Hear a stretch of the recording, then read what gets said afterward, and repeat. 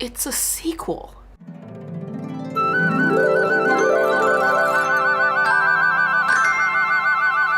Welcome back to Every Disney Movie Ever. My name is Jess and I'm watching Every Disney Movie Ever. Today I'm going to talk about Bride of Boogedy. Everyone that worked on this movie I've already covered in a previous video, so they will be listed and linked in the description. Almost everybody of the original cast reprised their roles. They will be listed and linked in the description, except for two people who were recast.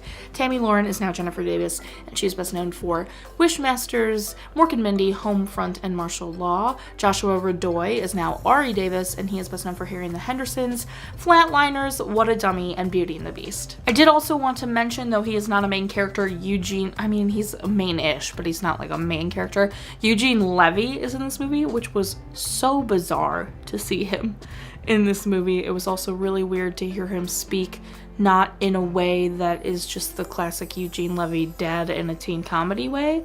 So that was bizarre. Regardless of that, I didn't super enjoy the first film, Mr. Boogedy. To be clear, this is a sequel of Mr. Boogedy, which was the ridiculous movie where like the gag prank family moved into this really old house and a guy was possessing the house or whatever.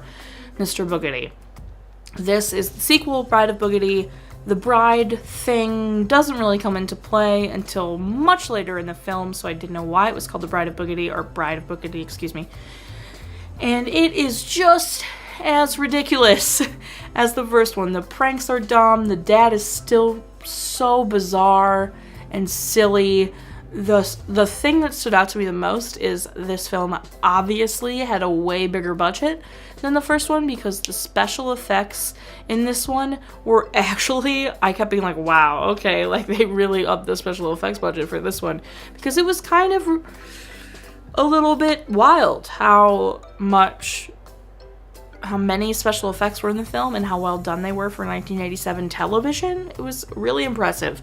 Also, the film is much longer than the first one. Mr. Boogedy, if I'm recalling correctly, was only 45 minutes. This movie is an hour and a half. It got a full movie block, and the people that were the most standout are the mom and dad, them reprising their roles. They went straight back into that character, the laugh of the mom, the dad being absolutely ridiculous.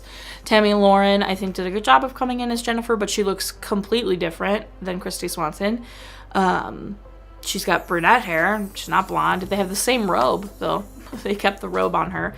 So the movie was just as ridiculous as you would expect a sequel to Mr. Boogedy to be. I wasn't madly in love with it. I laughed because of how ridiculous it was. It didn't have any genuinely, scare me moments, kind of like the first one did. The first one was ridiculous, but it had a couple moments where I was like, okay, I'm a little scared. This one had none of those. I was not scared at all in this one, because I think I knew I was ready for what to expect. This is by no means the worst thing I've ever watched, but that is everything I have to say about Bride of Boogedy, because it was just, it's exactly what you would expect it to be. I didn't madly enjoy it. I didn't horribly hate it.